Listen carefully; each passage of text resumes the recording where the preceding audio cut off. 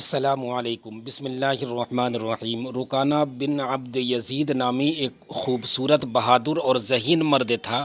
یہ عرب کا نامی گرامی پہلوان تھا۔ بہت سارے پہلوان آئے جنہیں اس نے ایک ہی دو میں پٹک کے اٹھنے کے قابل نہ چھوڑا۔ وہ وحشی انسان تھا، صرف لڑنا مارنا جانتا تھا۔ ایک دفعہ مسلمانوں کو تنگ کرنے والے 3-4 آدمیوں نے ایک دن رکانہ پہلوان کو خوب کھلایا پلایا اور اسے کہا کہ محمد تو کسی کے ہاتھ نہیں آتا، نہ اپنی تبلیغ سے باز آتا ہے اور نہ کسی سے ڈرتا ہے، اور لوگ اس کی باتوں کے جادو میں آتے چلے جا رہے ہیں۔ کیا تم اسے سیدھا نہیں کر سکتے؟ رکانہ نے کہا کہ کیا تم میرے ہاتھوں سے اس کی ہڈیاں توڑوانا چاہتے ہو؟ پھر رکانہ نے بہت متکبر لہجے میں کہا، لاؤ اسے میرے مقابلے پر، لیکن وہ میرا نام سن کر مکہ سے بھاگ جائے گا۔ نہیں نہیں، میں اس کے ساتھ لڑنا بھی توہین سمجھتا ہوں۔ اس نے اکسانے والے آدمیوں کی بات نہ مانی۔ وہ کسی پہلوان کو اپنے برابر سمجھتا ہی نہیں تھا۔ مسلمانوں کے دشمن خاموش ہو گئے، لیکن سوچتے رہے کہ محمد کو رکانہ کے ہاتھوں گرا کر آپ صلی اللہ علیہ وسلم کا تماشا بنایا جائے، نعوذ باللہ۔ مکہ کے یہودی خاص طور پر رسول کریم صلی اللہ علیہ وسلم کے دشمن تھے، لیکن وہ کھل کر میدان میں نہیں آتے تھے۔ وہ خوش تھے کہ اہل قریش آپس میں ایک دوسرے کے دشمن ہو گئے ہیں۔ انہیں پتہ چل گیا ہے کہ قریش کے کچھ آدمیوں نے رکانہ پہلوان کو اکسایا ہے کہ وہ رسول کریم کو کشتی کے لیے للکارے، لیکن وہ نہیں مان رہا۔ ایک روز رکانہ رات کے وقت ایک گلی سے گزر رہا تھا کہ اس کے قریب سے ایک بڑی حسین و جمیل لڑکی گزری اور رک گیا۔ چاندنی رات میں لڑکی نے رکانہ کو پہچان لیا اور لڑکی کا راستہ روک لیا۔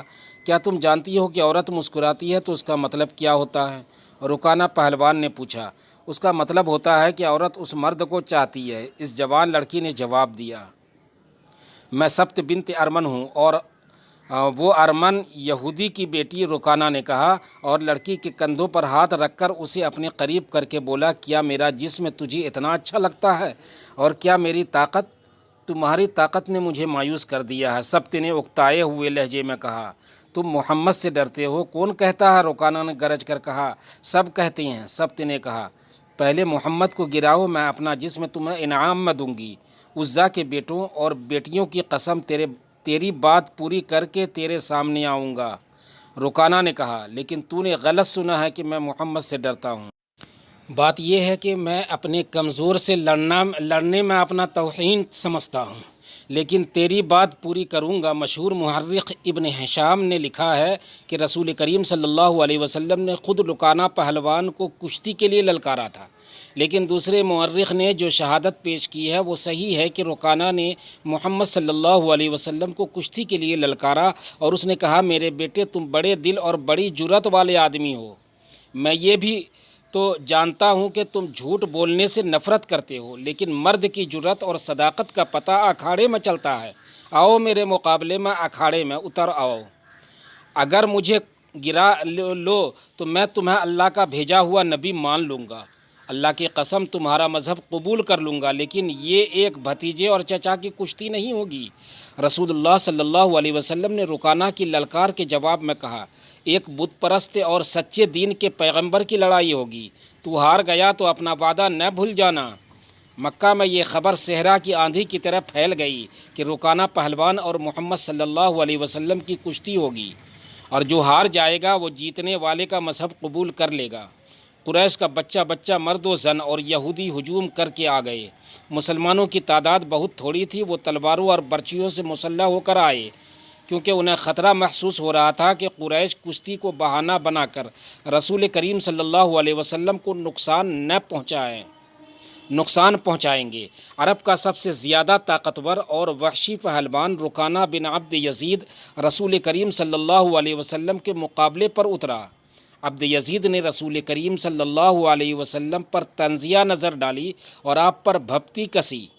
آپ صلی اللہ علیہ وسلم مکمل خاموشی اور اطمینان سے رکانہ کی آنکھوں میں آنکھیں ڈال کر دیکھتے رہے کہ وہ بے خبری میں کوئی داؤ نہ کھیل جائے۔ رکانہ آپ کے ارد گرد یوں گھوما جیسے شیر اپنے شکار کے گرد گھومتا ہے۔ ہجوم رسول کریم صلی اللہ علیہ وسلم کا مذاق اڑا رہا تھا۔ مسلمان خاموش تھے، وہ دل ہی دل میں اللہ کو یاد کر رہے تھے۔ انہوں نے اپنی تلواروں کے دستوں پر ہاتھ رکھے ہوئے تھے۔ پھر نہ جانے کیا ہوا کہ رسول کریم صلی اللہ علیہ وسلم نے کیا داؤ کھیلا۔ مورخ لکھتا ہے کہ آپ صلی اللہ علیہ وسلم نے رکانہ کو اٹھا کر زمین پر پٹخ دیا۔ رکانہ زخمی شیر کی طرح اٹھا اور آپ صلی اللہ علیہ وسلم پر حملہ آور ہوا۔ آپ صلی اللہ علیہ وسلم نے پھر وہی داؤ کھیلا اور اسے پٹخ دیا۔ وہ اٹھا تو آپ صلی اللہ علیہ وسلم نے اسے تیسری بار پٹخا۔ بھاری بھرکم جسم 3 بار پٹخا گیا تو کشتی جاری رکھنے کے قابل نہ رہا۔ رکانہ سر جھکا کر اکھاڑے سے نکل گیا۔